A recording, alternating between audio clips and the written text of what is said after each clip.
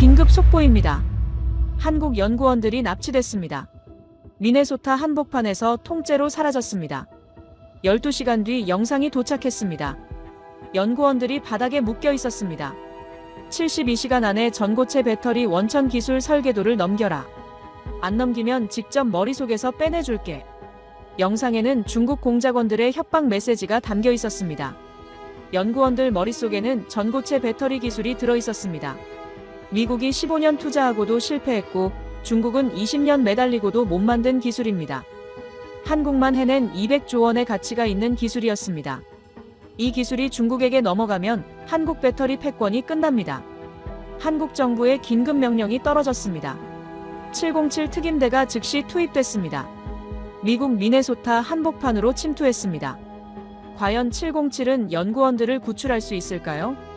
대한민국 707 부대의 작전을 응원하신다면 댓글로 707 화이팅이라고 남겨주세요. 긴박했던 그날의 현장 이야기를 지금 바로 시작합니다. 구독과 좋아요는 제작에 큰 힘이 됩니다. 미니애폴리스 한인타운이 발칵 뒤집어졌습니다. 한국인 연구원 4명이 흔적도 없이 사라졌습니다. 그런데 미네소타 전역이 난리였습니다. IC 단속에 이민자들의 시위대 충돌까지 터지면서 경찰도 FBI도 전부 거기 매달려 있었죠. 한국인 4명 실종 신고는 밀릴 수밖에 없었습니다. 저는 마이클 브레넌입니다. CIA 정보국 차관이고 미네소타 사태 때문에 사흘 전에 현지로 급파됐죠. 삼성 미국 법인 보안 자문을 맡고 있었습니다. 아침에 지휘본부에서 연방 요원 동선을 조율하고 있는데 삼성 쪽에서 전화가 왔습니다. 차관님, 연구원 4명이 출근을 안 했습니다. 처음엔 시위 때문에 교통이 막힌 줄 알았습니다. 그런데 확인해보니 4명 전부 같은 아파트 단지에 살고 있었습니다. 같은 시간에 집을 나섰고 같은 시간에 연락이 끊겼죠. 우연치고는 너무 딱 맞아떨어졌습니다. 삼성 보안팀은 시위대에 막혀서 현장 접근이 안 되고 있었습니다. 연방 권한으로 뚫을 수 있는 건 저뿐이었죠. 바리케이드 때문에 40분 거리를 2시간이나 돌아서 연구소에 도착했습니다. 보안실로 들어가서 CCTV를 돌려봤습니다. 새벽 5시 47분 영상이었습니다. 검은 밴 2대가 아파트 주차장에 들어오더니 마스크 쓴 남자 8명이 내렸습니다. 6분 만에 4명을 끌고 나갔는데 1명도 저항을 못했죠. 움직임을 보니까 훈련받은 자들이었습니다. 영상 보자마자 FBI에 연락했습니다. 시위 진압 중이라 72시간 후에나 인력 배정이 가능합니다. 국토안보부도 같은 답이었죠. 할 수 있는 게 없어서 지휘본부로 돌아왔습니다. 도착하니까 한국 대사관에서 연락이 와 있었습니다. 공조 요청이었습니다. 하지만 거절했습니다. 우리도 손이 없어요. 그러자 대사관 쪽에서 말하더군요. 그럼 저희가 직접 움직이겠습니다. 한국이 직접 움직인다고요? 자기네 땅도 아니고 미국 허락도 없는데요. CIA에서 22년 일하면서 한국 특수부대 자료는 많이 봤습니다. 훈련은 열심히 하는데 실전 경험이 전무했죠. 해외 작전 성공 사례가 하나도 없었습니다. 속으로 웃음이 나왔습니다. 밤에 지휘본부에서 쪽잠을 자다가 새벽에 랭글리에서 연락이 왔습니다. CCTV 음성 분석 결과가 나왔는데 중국어였습니다. 영상 파일도 첨부돼 있어서 재생했습니다. 납치 장소로 추정되는 창고 내부였습니다. 남자가 연구원 머리채를 잡고 있었습니다. 연구원 얼굴이 퉁퉁 붓고 코피가 턱까지 흘렀죠. 남자가 그 얼굴을 들어올리면서 말했습니다. 삼성, LG, 다 우리가 기술 이전해준 거야. 쥐새끼들이 뭘 만들었다고. 남자가 뺨을 때렸고 연구원이 바닥에 쓰러졌습니다. 영상이 끝나고 나서 한참 동안 화면만 보고 있었습니다.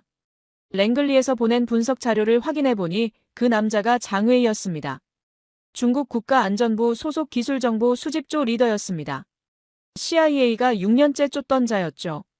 단순 납치가 아니었습니다. 한국 전고체 배터리 원천 기술 탈취 작전이었습니다.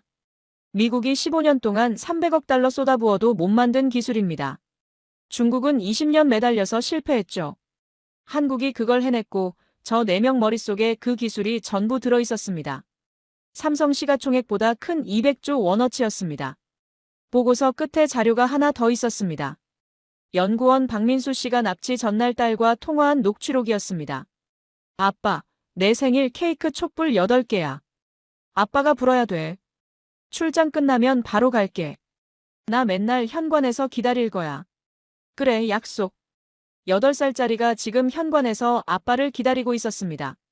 녹취록 끝까지 듣고 나서 한참 동안 모니터만 보고 있었습니다. 그러다 긴급 정보가 들어왔습니다. 원래 96시간 후에 멕시코 경유로 중국 본토 이송 예정이었는데 72시간으로 앞당겨졌습니다. 하루가 통째로 사라진 겁니다. 그 8살짜리가 아빠를 다시 볼 수 있는 시간이 24시간 줄어든 거였죠. 저는 한국이 절대 못할 거라고 확신했습니다. 미국도 72시간 안에 못 움직이는데 한국이 고작 8명으로 12명을 상대한다고요? 96시간도 빠듯한 걸 72시간 안에 해결한다고요? 전 세계 특수부대를 다 봐왔는데 이건 불가능한 작전이었습니다. 그때는 몰랐습니다.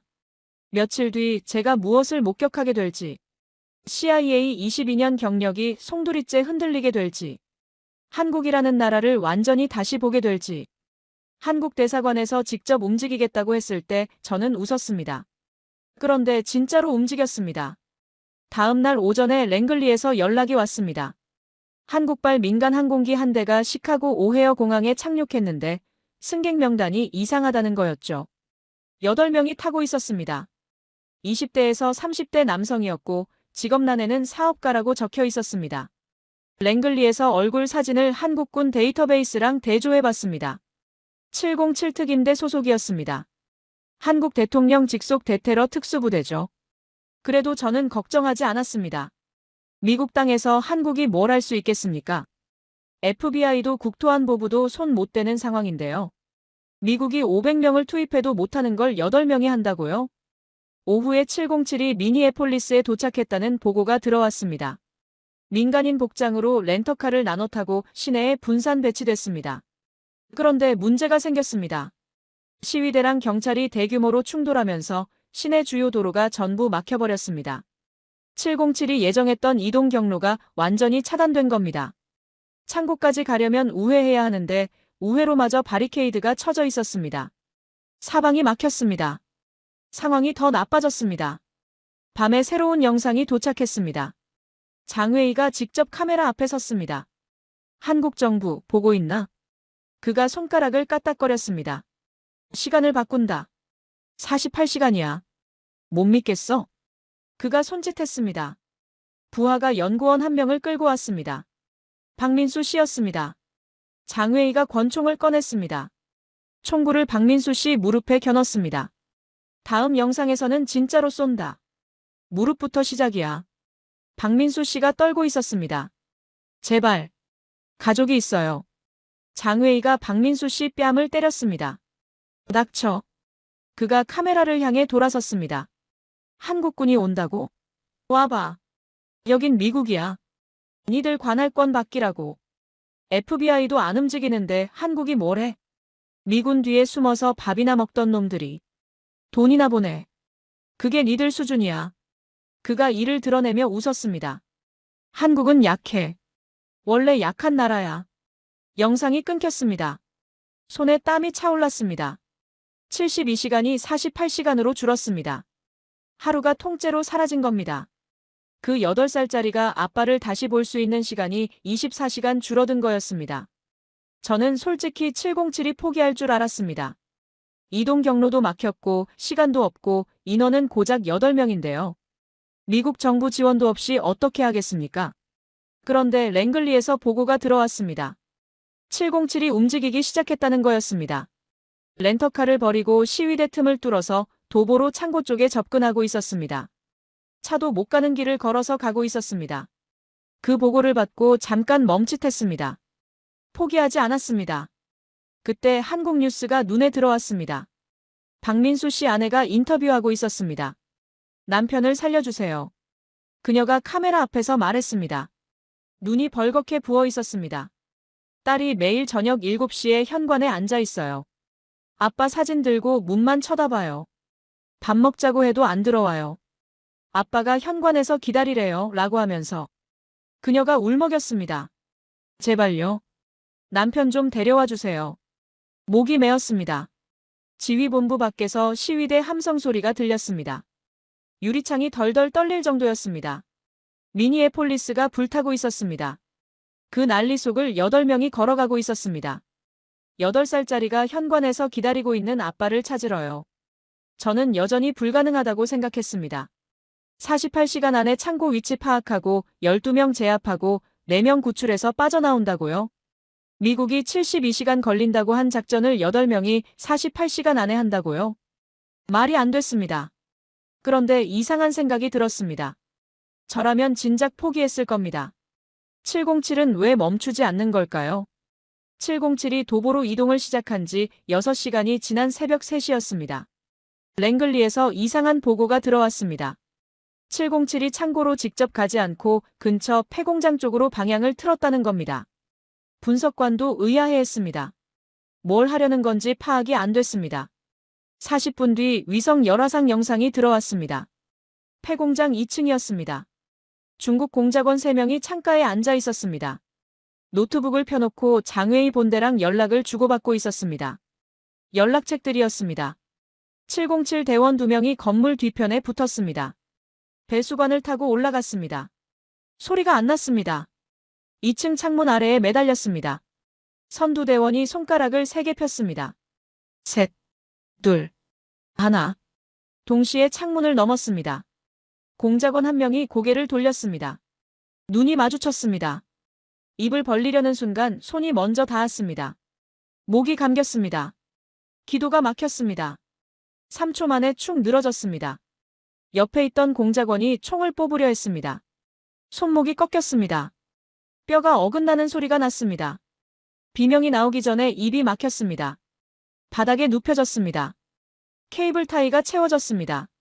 마지막 1명이 무전기를 들었습니다. 습격이. 말이 끊겼습니다. 뒤에서 팔이 목을 감았습니다. 무전기가 바닥에 떨어졌습니다. 발버둥 치다가 움직임이 멈췄습니다. 3명 제압. 47초. 총성 한 발 없었습니다. 저는 그 영상을 보면서 숨을 멈췄습니다. 47초요. 훈련받은 공작원 3명을 47초 만에 제압했습니다. 소리 한 번 안 내고요. 보고서를 읽으면서 뭔가 이상하다는 생각이 들었습니다. 707이 연락책 위치를 어떻게 알았을까요? 미국 정보기관이 72시간 동안 수백 명을 동원해도 파악 못한 정보를 707은 어떻게 알고 찾아간 걸까요? 우리는 창고 위치도 몰랐는데 707은 연락책 은신처까지 알고 있었습니다. 연락책들한테서 정보를 뽑아냈습니다. 창고 내부 구조가 어떻게 생겼는지, 공작원 12명이 어디에 배치돼 있는지, 교대 시간이 언제인지, 이송 차량이 어디 대기하고 있는지까지 전부 확보했죠. 미국이 사흘 동안 500명을 동원해도 못 알아낸 정보를 707은 8명이서 6시간 만에 얻어낸 겁니다. 그 보고서를 읽고 나서 처음으로 의문이 들었습니다. 이 사람들 뭔가 다르다는 생각이 들었거든요. 제가 알던 한국 특수부대가 아니었습니다. 훈련만 열심히 하고 실전 경험이 없는 부대가 아니었습니다. 뭔가 제가 모르는 게 있었습니다. 새벽 5시에 707이 창고 500m 지점까지 접근했습니다. 본 작전 시작까지 2시간 남은 상황이었는데 여기서 상황이 터졌습니다. IC 단속반이랑 시위대가 창고 근처에서 대규모로 충돌한 겁니다. 경찰이 최루탄을 쏘기 시작했고 시위대는 화염병으로 응수했습니다. 경찰차 사이렌 소리, 시위대 함성 소리, 최루탄 터지는 소리, 유리 깨지는 소리가 뒤엉켜서 귀가 멍멍할 정도였죠. 연기가 새벽 하늘을 뒤덮었고 화염병 불빛이 연기 사이로 번쩍거렸습니다. 창고 주변 전체가 아수라장이 됐습니다. 707이 들어가는 건 가능했습니다. 시위대 틈을 뚫으면 창고까지 접근할 수 있었거든요. 혼란한 상황이 오히려 잠입에는 유리했죠. 문제는 나오는 거였습니다. 탈출 경로가 완전히 봉쇄됐습니다. 동쪽은 시위대 수천 명이 도로를 점거하고 있었습니다. 서쪽은 경찰 바리케이드가 3중으로 쳐져 있었죠. 남쪽은 화재가 번지면서 연기가 자욱해서 숨을 쉴 수가 없었습니다. 북쪽은 IC 단속 차량 수십 대가 도로를 완전히 막고 있었죠. 동서남북 사방이 전부 막혀버렸습니다. 들어가면 갇히는 거였습니다. 인질 4명을 구출하고 나서 빠져나올 길이 없었죠. 공작원 12명을 제압하는 것도 어려운데 제압하고 나서 인질 4명을 데리고 저 난리 속을 뚫고 나와야 했습니다. 아무리 뛰어난 부대라도 탈출로 없이 적진에 뛰어드는 건 자살 행위였습니다. 저는 707이 작전을 중단할 거라고 확신했습니다. 당연히 그래야 했거든요. 들어갈 수는 있어도 나올 수 없으면 작전이 아니라 자살이니까요. 어떤 특수부대든 탈출 경로 없이 적진에 투입되는 건 절대 하지 않습니다. 기본 중에 기본이거든요. 그런데 707 대장한테서 한국 본부로 연락이 갔습니다. 그 내용이 랭글리로 전달됐죠. 작전 속행합니다. 그 보고를 받고 귀를 의심했습니다. 탈출로가 없는데 들어간다고요? 훈련받은 공작원 12명한테 포위당하고 인질 4명을 데리고 사방이 막힌 상황에서 빠져나올 길도 없는데요. 707 대장이 제정신인지 의심스러웠습니다. 707 대장이 추가로 말했습니다. 탈출로는 들어가서 만들겠습니다. 탈출로를 만든다고요? 미국이 500명을 동원해도 저 상황을 뚫을 수 없었습니다. 경찰도 시위대 막느라 정신없고 IC 단속반도 자기들 일하느라 바빴거든요. 그 난리 속에서 8명이 어떻게 탈출로를 만든다는 겁니까? 저는 그 보고를 받고 한참 동안 모니터만 보고 있었습니다. 상황이 더 나빠졌습니다. 새벽 6시에 새로운 영상이 도착했습니다. 장회의가 또 카메라 앞에 섰습니다. 시간을 바꾼다. 36시간. 그가 박민수 씨를 끌어냈습니다. 권총을 머리에 겨눴습니다. 이 사람부터 시작이야. 36시간 안에 안 오면 머리에 구멍 뚫는다. 한국군. 아직도 안 왔네. 역시 겁쟁이들이야. 영상이 끊겼습니다. 48시간이 36시간으로 줄었습니다. 12시간이 또 사라진 거였습니다. 이제 남은 시간이 10시간도 안 됐습니다. 손이 떨렸습니다. 탈출로도 없고 시간도 없고 인원은 8명 뿐이었습니다. 상대는 훈련받은 중국 공작원 12명이고 구해야 할 인질은 4명이고 창고 주변은 전쟁터였죠. 미국이 72시간 걸린다고 한 작전을 707은 10시간 안에 끝내야 했습니다. 그것도 탈출로 없이요. 저는 그때 확신했습니다. 이건 진짜 끝이라고요. 어떻게 해도 불가능한 상황이었습니다. 707이 아무리 뛰어나도 물리적으로 불가능한 건 불가능한 거니까요. 그때 삼성 보안팀에서 연락이 왔습니다. 박민수 씨 가족 동향이었습니다. 수진이가 오늘도 저녁 7시에 현관에 앉아 있었다고 했습니다. 아빠 사진을 들고 문만 쳐다보고 있었다고요. 엄마가 저녁 먹자고 손을 잡아 끌었습니다. 수진이가 고개를 저었습니다. 아빠가 먼저 와야 돼. 케이크 촛불 아빠가 불어야 돼. 아빠가 약속했어. 엄마가 수진이를 안고 울었다고 했습니다. 수진이는 울지 않았다고요. 그냥 문만 쳐다봤다고 했습니다. 수진이 생일이 이틀 뒤였습니다. 남은 시간은 10시간도 안 됐습니다. 창고 밖은 전쟁터였습니다. 탈출로는 없었습니다. 명치가 조여왔습니다. 8살짜리가 현관에서 기다리고 있었습니다. 열리지 않을 수도 있는 문을 쳐다보면서. 그런데 새벽 7시 정각에 707이 창고에 진입했습니다. 탈출로 없이요. 새벽 7시 정각이었습니다. 창고 주변은 전쟁터였습니다. 시위대 함성 소리가 귀를 때렸습니다. 경찰 사이렌이 그 위에 겹쳐졌죠. 최루탄 연기가 새벽 공기에 섞여서 목이 따가웠습니다. 707이 세 팀으로 나뉘었습니다. 알파팀 3명이 정문으로, 브라보팀 3명이 후문으로, 찰리팀 2명이 지붕 환기구로 동시에 진입했죠. 창고 안에는 중국 공작원 12명이 배치돼 있었습니다. 정문 쪽에 2명, 후문 쪽에 3명, 창고 내부에 7명이었죠. 연구원 4명은 창고 안쪽 철제 컨테이너 안에 손발이 묶인 채 갇혀 있었습니다. 장회의는 컨테이너 앞에서 부하들한테 이송 준비 지시를 내리고 있었죠. 10시간 후면 연구원들이 멕시코로 넘어갈 예정이었습니다. 알파팀이 정문 쪽으로 접근했습니다. 정문 경비 2명이 문 앞에 서서 담배를 피우고 있었습니다. 주변이 워낙 시끄러워서 발소리가 묻혔죠. 알파팀 선두가 벽을 타고 뒤로 돌아갔습니다. 경비 뒤에 섰습니다. 동시에 제압했죠. 한 명은 목을 감아서 기절시켰습니다. 다른 한 명은 입을 막고 바닥에 눕혔죠. 소리 한 번 안 났습니다. 동시에 브라보팀이 후문으로 진입했습니다. 후문 쪽에는 공작원 3명이 경계를 서고 있었죠. 브라보팀이 연막탄을 던졌습니다. 흰 연기가 순식간에 퍼졌죠. 공작원들이 당황해서 두리번거렸습니다. 그 사이에 브라보팀이 연기 속에서 튀어나왔죠. 3명을 제압하는데 10초도 안 걸렸습니다.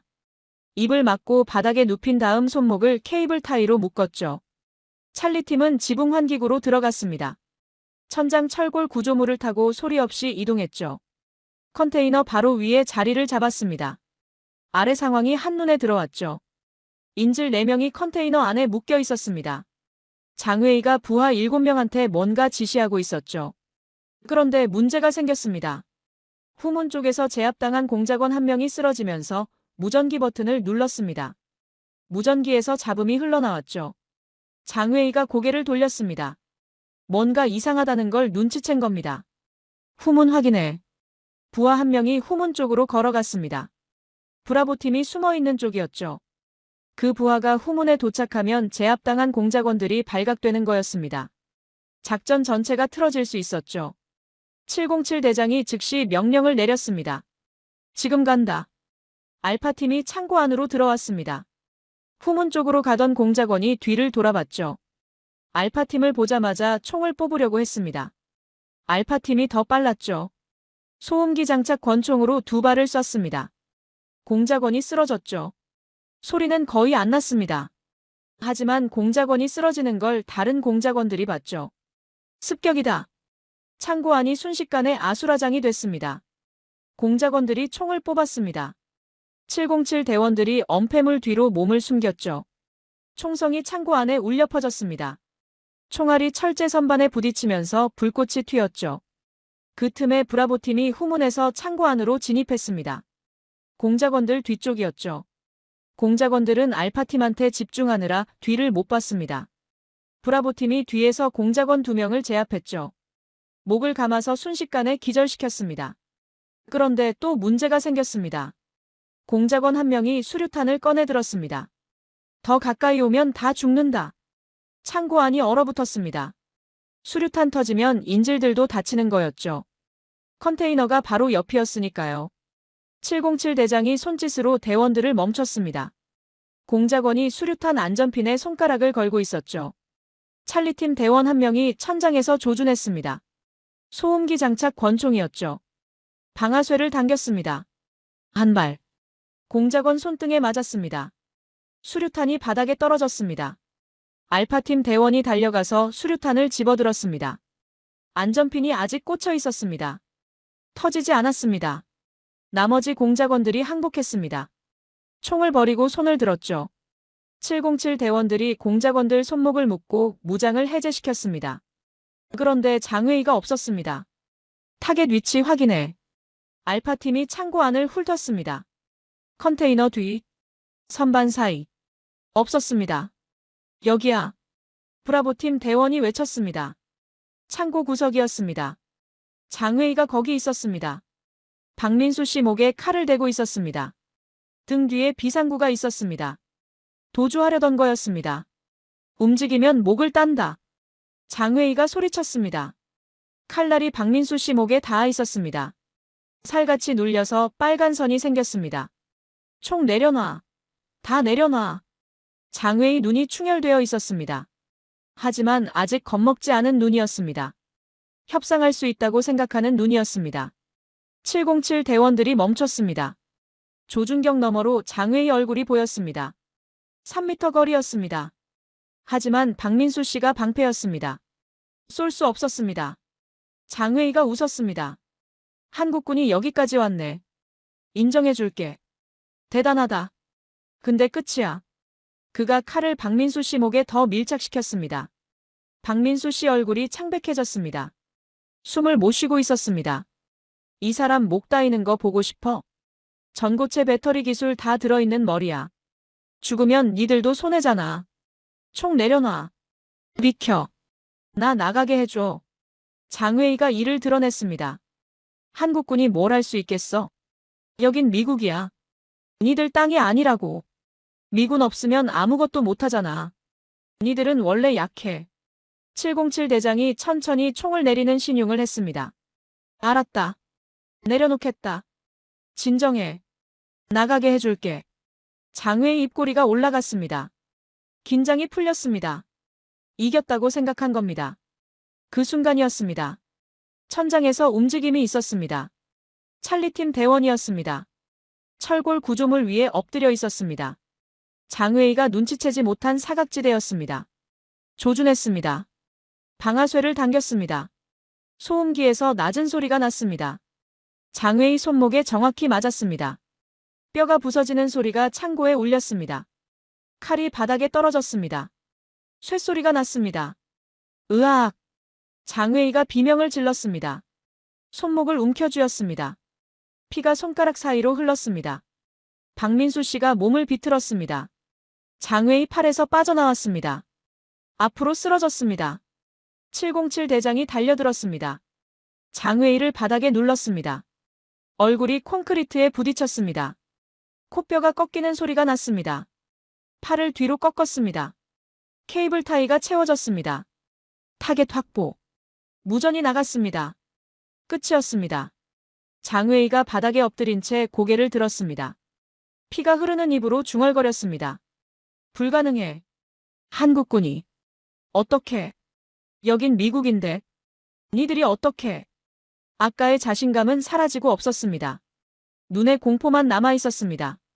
707 대장이 장외의 귀에 대고 말했습니다. 낮은 목소리였습니다. 한국 국민이 있는 곳이면 어디든 갑니다. 기억해두세요. 장외의가 대답하지 못했습니다. 그냥 떨고만 있었습니다. 브라보팀이 컨테이너를 열었습니다. 연구원 4명이 안에 있었습니다. 손발이 묶여 있었습니다. 얼굴에 멍이 들고 입술이 터져 있었습니다. 하지만 눈이 살아 있었습니다. 4명 전원이 살아 있었습니다. 박민수 씨가 물었습니다. 목소리가 떨리고 있었습니다. 당신들, 한국에서 온 거예요? 707 대장이 고개를 끄덕였습니다. 네. 데리러 왔습니다. 박민수 씨 눈에서 눈물이 쏟아졌습니다. 버려진 줄 알았어요. 아무도 안 오는 줄 알았어요. 미국도 안 움직이고. 아무도. 707 대장이 박민수 씨 손을 잡아 일으켜 세웠습니다. 끝났습니다. 이제 집에 갑니다. 따님이 기다리고 있습니다. 박민수 씨가 무릎이 풀렸습니다. 주저앉으면서 울었습니다. 소리 없이 어깨만 떨렸습니다. 창고 진입부터 제압 완료까지 6분이 걸렸습니다. 707 사상자 0명. 공작원 12명 전원 제압. 연구원 4명 전원 생존 확인. 미국이 72시간 걸린다고 한 작전이었습니다. 707은 6분 만에 끝냈습니다. 그런데 문제가 남아 있었습니다. 탈출이었죠. 창고 밖은 여전히 난리였습니다. 시위대, 경찰, IC 단속반이 뒤엉켜 있었죠. 탈출 경로는 여전히 없었습니다. 707 대장이 대원들한테 지시했습니다. 북쪽으로 간다. 인질 보호하면서 도보 이동. 북쪽은 IC 단속 차량이 도로를 막고 있는 곳이었습니다. 가장 혼란스러운 곳이었죠. 그런데 707은 거기로 향했습니다. 707이 창고를 빠져나왔습니다. 연구원 4명을 가운데 세웠습니다. 대원 8명이 사방을 둘러싸서 대형을 갖췄죠. 민간인 복장이라 총은 5단에 숨겼습니다. 겉으로 보기엔 그냥 일반인 무리처럼 보였죠. 북쪽 도로는 아수라장이었습니다. IC 단속 차량 수십 대가 도로를 막고 있었습니다. 시위대가 차량을 둘러싸고 구호를 외치고 있었죠. 경찰이 최루탄을 쏘고 있었습니다. 시위대는 화염병을 던지고 있었죠. 연기가 거리를 뒤덮어서 10m 앞도 제대로 안 보였습니다. 707 대장이 연구원들한테 말했습니다. 고개 숙이고 저희만 따라오세요. 무슨 일이 있어도 절대 뛰지 마세요. 천천히 걸으세요. 연구원들이 고개를 숙였습니다. 얼굴에 공포가 서려 있었죠. 하지만 707 대원들을 믿고 따라갔습니다. 707이 앞장서서 걸었죠. 시위대 사이로 들어갔습니다. 시위대는 경찰한테 집중하고 있었습니다. 경찰은 시위대한테 집중하고 있었죠. 707은 그 틈을 걸어서 통과했습니다. 아무도 신경 쓰지 않았죠. 그런데 문제가 터졌습니다. 뒤에서 사이렌 소리가 울렸습니다. 경찰 무전에서 목소리가 터져나왔습니다. 창고에서 총격 발생. 동양인 다수 도주 중. 용의자 10명 이상 추정. 전 경찰 경계 태세. 장외의 부하 중 1명이 무전을 보낸 거였습니다. 제압당하기 전에 버튼을 누른 거였습니다. 경찰이 움직이기 시작했습니다. 헬기 소리가 들렸습니다. 서치라이트가 거리를 훑었습니다. 빗줄기가 점점 가까워졌습니다. 707 대원들이 연구원들을 벽 쪽으로 밀었습니다. 그림자 속에 숨었습니다. 서치라이트가 머리 위를 스쳐 지나갔습니다. 심장이 터질 것 같았습니다. 경찰 한 명이 707 쪽으로 걸어왔습니다. 손전등을 비추며 다가왔습니다. 거기서 움직이지 마. 707 대원들이 멈췄습니다. 연구원들 얼굴이 창백해졌습니다. 박민수 씨 다리가 후들거렸습니다. 여기서 걸리면 끝이었습니다. 707 대장이 앞으로 나섰습니다. 침착하게 주머니에서 기자증을 꺼냈습니다. KBS 해외특파원 기자증이었습니다. 한국 KBS 취재팀입니다. 현장 취재하다가 총소리 듣고 대피하는 중이에요. 경찰이 기자증을 받습니다. 손전등으로 얼굴을 비췄습니다. 707 대장이 눈을 찡그리지 않았습니다. 태연하게 서 있었습니다. 동양인이 12명이네. 경찰 눈빛이 날카로워졌습니다. 창고에서 도주한 용의자도 동양인이야. 마침 인원수도 비슷하고. 무전기에 손을 가져갔습니다. 신고하려는 거였습니다. 707 대장이 한 발 다가섰습니다. 저희 방금 창고 쪽에서 대피한 겁니다. 거기서 총소리 나서 촬영하다가 도망쳤어요. 영상 있습니다. 보여드릴까요? 대장이 휴대폰을 꺼냈습니다. 시위대 촬영 영상을 틀었습니다. 경찰이 화면을 봤습니다. 최루탄 터지는 장면이었습니다. 시위대가 화염병을 던지는 장면이었습니다. 타임스탬프가 찍혀 있었습니다. 이거 언제 찍은 거야? 30분 전이요. 3번가 쪽에서요. 창고는 5번가 아닌가요? 저희 거기 안 갔는데. 경찰이 영상을 다시 봤습니다. 3번가 표지판이 화면에 찍혀 있었습니다. 몇 초간 침묵이 흘렀습니다. 등에 땀이 흘렀습니다. 빨리 빠져나가. 여기 위험해. 총격범이 돌아다녀. 707이 다시 걸었습니다. 심장이 목까지 뛰었습니다. 연구원들 다리가 후들거리고 있었습니다. 하지만 아무도 뛰지 않았습니다. 707이 시키는 대로 천천히 움직였습니다. 서치라이트가 다시 머리 위를 스쳤습니다. 사이렌 소리가 점점 커졌습니다. 경찰차들이 창고 방향으로 몰려가고 있었습니다. 707은 반대 방향으로 걸었습니다. 시위대 틈을 빠져나갔습니다. 경찰 바리케이드 옆을 돌았습니다. IC 단속 차량 사이를 지나갔습니다. 아무도 뒤를 돌아보지 않았습니다. 25분 만에 혼란 지역을 완전히 빠져나왔습니다. 707이 미리 준비해둔 차량이 2km 떨어진 주차장에 대기하고 있었습니다. 연구원들을 차에 태웠습니다. 문이 닫혔습니다. 차가 출발했습니다. 그제야 숨을 내쉬었습니다. 그 보고를 받고 저는 한참 동안 멍하니 앉아 있었습니다. 탈출로가 없다고 했습니다. 동서남북 사방이 막혔다고 했죠. 707은 시위대 한복판을 걸어서 나왔습니다. 기자증 하나랑 침착함만 가지고요. 탈출로를 만든다더니 진짜 만들어버린 겁니다. 공항에 도착한 건 오전 9시였습니다. 한국 정부에서 전세기를 미리 보내놨더군요. 연구원 4명이 비행기에 탔습니다. 707 대원 8명도 같이 탔죠. 이륙까지 15분밖에 안 걸렸습니다. 모든 게 계획대로였습니다. 비행기가 미국 영공을 벗어났을 때 저는 랭글리 후배한테 전화했습니다. 동아시아 담당 분석관이었죠. 707 자료 좀 찾아봐. 비공개 작전 기록 있으면 전부다. 후배가 키보드 치는 소리가 들렸습니다. 잠깐 뒤적거리더니 대답했죠. 비공개 작전 47건 있네요. 성공률 98%입니다. 저는 수화기를 꽉 쥐었습니다. 뭐라고? 47건? 네. 근데 이거 공개된 적 없어요. 전부 기밀입니다. 저는 다시 물었습니다. 미국 델타포스 해외 작전 성공률은 얼마야? 후배가 잠깐 뒤적거리더니 대답했죠.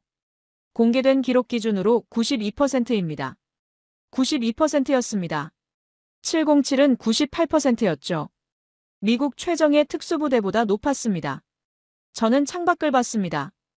22년 동안 CIA에서 일하면서 707 비공개 작전 기록은 한 번도 본 적이 없었습니다. 공개된 건 0건이었거든요. 그래서 실전 경험이 없다고 생각했습니다. 해외 작전 성공 사례가 없다고 생각했죠. 실제로는 47건이었습니다. 미국 델타포스보다 성공률이 높은 부대였습니다. 한 번도 자랑하지 않았습니다. 한 번도 공개하지 않았죠.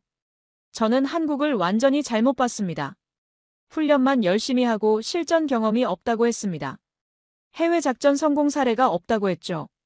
미국 도움 없이는 아무것도 못한다고 했습니다. 전부 틀렸습니다. 후배가 물었습니다. 차관님, 왜 갑자기 707을요? 저는 잠깐 침묵했습니다. 내가 틀렸어. 후배가 웃었습니다. 차관님이 뭘 틀려요? 저는 대답하지 않았습니다. 22년 경력 CIA 정보국 차관이 틀렸습니다. 델타포스보다 뛰어난 부대가 있다는 걸 몰랐습니다. 한국을 몰랐습니다. 707을 몰랐습니다. 비행기가 태평양 상공을 지나고 있었습니다. 707 대원 8명과 연구원 4명이 한국으로 돌아가고 있었죠. 비행기가 인천공항에 착륙한 건 한국 시각 저녁 7시였습니다. 미니애폴리스에서 출발한 지 14시간 만이었죠. 저는 랭글리에서 실시간으로 공항 CCTV 영상을 받아보고 있었습니다. 태평양을 건너는 14시간 동안 저는 한숨도 못 잤습니다. 707이 정말로 해낸 건지 직접 확인하고 싶었거든요. 공항 입국장에 가족들이 모여 있었습니다. 연구원 4명 가족들이었죠. 남편을 기다리는 아내들, 아들을 기다리는 부모들, 아빠를 기다리는 아이들이 입국장 앞을 가득 메우고 있었습니다. 꽃다발을 들고 있는 사람도 있었고 현수막을 들고 있는 사람도 있었죠. 그 중에 8살짜리 여자아이가 눈에 들어왔습니다. 박민수 씨 딸 수진이었죠. 수진이는 엄마 손을 꼭 잡고 입국장 앞에 서 있었습니다. 다른 손에는 아빠 사진이 들려 있었죠. 매일 저녁 7시에 현관 앞에 앉아서 기다리던 그 사진이었습니다. 엄마가 밥 먹으라고 불러도 안 들어오고 현관에서 기다리던 아이였죠. 사진 속 아빠한테 아빠 언제 와? 라고 매일 물어봤을 겁니다. 입국장 문이 열리자 연구원들이 하나둘씩 나오기 시작했습니다. 박민수 씨가 제일 먼저 보였죠. 얼굴에 멍이 들고 입술이 터져 있었지만 2다리로 걸어서 나왔습니다. 눈이 붓고 광대뼈에 찰과상이 있었지만 살아서 돌아온 거였죠. 수진이가 아빠를 봤습니다. 아빠! 수진이가 엄마 손을 뿌리치고 뛰어갔습니다. 박민수 씨도 뛰어왔죠. 두 사람이 입국장 한복판에서 부딪혔습니다. 박민수 씨가 수진이를 번쩍 안아 올렸죠. 수진이가 아빠 목을 꼭 껴안았습니다. 아빠 냄새를 맡으면서 얼굴을 파묻었죠. 수진이가 아빠 귀에 대고 말했습니다. 아빠, 나 케이크 촛불 안 불었어. 8개 다 있어. 아빠가 불어야 돼. 박민수 씨가 대답을 못했습니다. 어깨가 떨리고 있었죠. 목소리가 안 나오는 것 같았습니다. 입술만 달싹거렸죠. 수진이가 아빠 얼굴을 두 손으로 감쌌습니다. 아빠, 왜 울어? 아파? 박민수 씨가 고개를 저었습니다. 안 아파. 아빠 안 아파. 그럼 왜 울어? 박민수 씨가 수진이를 더 세게 안으면서 등을 쓰다듬었습니다. 수진이 머리카락 냄새를 맡으면서 눈을 감았죠. 기뻐서 그래. 아빠가 수진이 보니까 너무 기뻐서. 수진이가 아빠 귀에 대고 속삭였습니다. 아빠, 이제 안 가지? 박민수 씨가 대답했습니다. 안 가. 이제 안 가. 진짜? 약속이야? 박민수 씨가 수진이 새끼손가락을 잡았습니다. 응. 약속. 수진이가 활짝 웃었습니다. 그 웃음을 보는 순간 박민수 씨가 다시 울었죠. 소리 없이 눈물만 흘렀습니다. 수진이가 아빠 눈물을 손으로 닦아줬죠. 저는 그 영상을 보면서 숨을 참고 있었습니다. 22년 동안 CIA에서 일하면서 수많은 작전 영상을 봤습니다. 성공한 작전도 많았고 실패한 작전도 많았죠. 하지만 작전이 끝나고 나서 이렇게 가슴이 먹먹해진 적은 없었습니다. 모니터 앞에서 한참 동안 아무것도 못했습니다. 눈시울이 뜨거워지는 걸 느꼈죠. 입국장 한쪽에 707 대원들이 서 있었습니다. 민간인 복장 그대로였죠. 아무도 그들을 쳐다보지 않았습니다. 가족들은 연구원들한테만 집중하고 있었으니까요. 707 대원들은 그 광경을 멀리서 조용히 지켜보고 있었습니다. 표정 하나 안 바뀌었죠. 대원들이 공항을 빠져나갔습니다. 가족 제외하는 모습을 한번 보고 돌아섰죠. 아무도 인사하지 않았습니다. 아무도 감사하다고 말하지 않았죠. 대원들도 아무것도 기대하지 않는 것 같았습니다. 그냥 임무를 마치고 집으로 가는 것뿐이었습니다. 707 대원들한테도 기다리는 사람이 있을 거였죠. 현관에서 아빠를 기다리는 아이가 있을 수도 있었습니다. 아빠 언제 와? 라고 묻는 아이가요. 저는 그 영상을 끝까지 보면서 생각했습니다. 세상 누구도 707이 뭘 했는지 모릅니다. 뉴스에도 안 나오고 기록에도 안 남죠. 하지만 8살짜리 아이는 아빠를 다시 만났습니다. 생일 케이크 촛불 8개를 아빠랑 같이 불 수 있게 됐죠. 그게 707이 한 일이었습니다. 저는 마이클 브레넌입니다. CIA 정보국 차관이고 22년간 전 세계 특수부대를 분석해왔습니다. 델타포스, SAS, 사이렌 마트칼, 스페츠나츠까지 전부 봐왔죠. 제가 모르는 특수부대는 없다고 자부했습니다. CIA 정보국에서 22년 동안 일하면서 그 정도 자신감은 있었죠. 그런데 707을 몰랐습니다. 훈련만 열심히 하고 실전 경험이 없다고 생각했습니다. 해외 작전 성공 사례가 없다고 생각했죠. 미국 도움 없이는 아무것도 못한다고 생각했습니다. 22년 경력이 부끄러웠습니다. 그동안 뭘 분석한 건지 모르겠더군요. 707은 비공개 작전 47건을 수행했습니다. 성공률 98%였죠. 미국 델타포스 92%보다 높았습니다. 세계 최고 수준이었죠.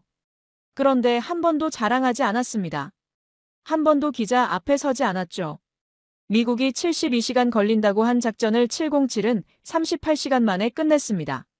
미국이 500명 동원해도 못한 일을 8명이 해냈죠. 탈출로가 없다고 했는데 시위대 한복판을 걸어서 나왔습니다. 불가능을 가능으로 바꿔버린 겁니다. 저는 22년간 수많은 특수부대를 봐왔습니다. 전부 뛰어난 부대들이었죠. 언론에도 많이 나오고 영화로도 만들어졌습니다. 작전 성공하면 훈장 받고 인터뷰하죠. 자기들이 뭘 했는지 세상에 알리고 싶어 합니다. 707은 달랐습니다. 작전이 끝나면 그냥 집에 갔습니다. 아무도 모르게 왔다가 아무도 모르게 떠났죠. 훈장도 없고 인터뷰도 없고 영화도 없었습니다. 세상에 남는 건 구해낸 사람뿐이었죠. 707 대원들은 한국으로 돌아갔습니다. 지금 뭘 하고 있는지 모릅니다. 어디 있는지도 모르죠. 아마 가족이랑 저녁 먹고 있을 수도 있습니다. 아이한테 동화책 읽어주고 있을 수도 있죠. 아니면 다음 작전을 준비하고 있을 수도 있습니다. 얼마 전에 뉴스를 봤습니다. 동남아시아에서 한국 기업인이 실종됐다고 하더군요. 현지 경찰은 수사 중이라고 했습니다. 한국 정부는 노코멘트였죠. 저는 알고 있습니다. 누가 움직이는지요. 8살짜리 수진이는 아빠랑 생일 케이크 촛불을 불었을 겁니다. 촛불 8개를 후하고 같이 불었겠죠. 수진이가 소원을 빌었을 겁니다. 아빠가 다시는 안 가게 해주세요라고요. 그 순간 수진이는 몰랐을 겁니다. 자기 아빠를 구하러 8명이 지구 반대편까지 날아갔다는 걸요. 탈출로도 없이 적진에 뛰어들었다는 걸요. 자기 목숨을 걸고 아빠를 데려왔다는 걸요. 707은 그런 부대입니다. 공도 없고 훈장도 없고 인터뷰도 없습니다. 남는 건 구해낸 사람뿐이죠. 저는 22년간 특수부대를 분석하면서 이런 부대는 본 적이 없었습니다. 앞으로도 없을 겁니다. 707. 대한민국이 숨겨둔 칼입니다. 한국은 국민을 버리지 않습니다. 세상 어디에 있든 어떤 상황이든 한국은 국민을 찾으러 갑니다. 707이 그렇게 합니다. 미국이 못한다고 한 작전을 707은 해냈습니다. 72시간을 38시간으로 줄였죠. 500명이 못한 일을 8명이 해냈습니다. 작전이 끝나면 그냥 집에 갑니다. 공도 없고 훈장도 없고 인터뷰도 없죠. 세상에 남는 건 구해낸 사람뿐입니다. 8살짜리 아이가 아빠를 다시 만났습니다. 생일 케이크 촛불 8개를 같이 불었죠. 그게 707이 한 일입니다. 지금까지 공감 코리아였습니다. 대한민국을 응원해 주신다면 구독과 좋아요, 그리고 댓글로 대한민국 최고라고 남겨주세요. 감사합니다.